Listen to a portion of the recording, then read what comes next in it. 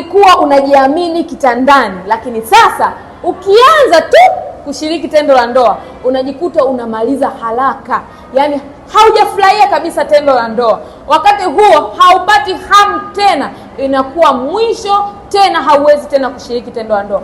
Au ni wewe mwanaume, hata unapoamka asubuhi ile morning glory hauoni kabisa, basi tambua kwamba wewe mwanaume unahitaji msaada mkubwa sana. Haiwezekani usiku umeshiriki tendo la ndoa na hapo kwa shida sana, lakini hata asubuhi unapoamka haupati ile morning glory, lakini bado umenyamaza. Mwanaume, hivi ni kweli kama umekuwa ukipitia hali hii na unajua kabisa una changamoto hiyo na unatumia dawa nyingi haupati matokeo, nina suluhisho la kukusaidia wewe mwanaume ili uweze kurudisha nguvu zako za kiume, uweze kurudi kujiamini tena kama zamani ulivyokuwa.